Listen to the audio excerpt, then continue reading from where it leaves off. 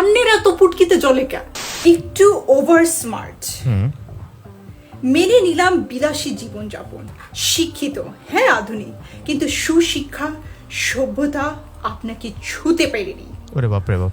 এটাই আপনার জীবনে বড় ব্যর্থতা।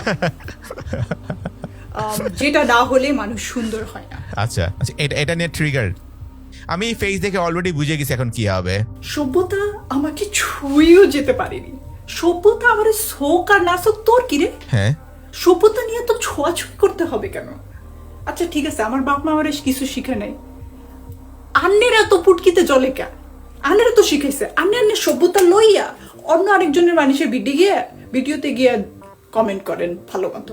আন্নের যেহেতু সভ্যতা আছে, আপনি আপনার সভ্যতা লইয়া ল্যাংটা নাচ দেন, আমার কোনো যায় আসে না।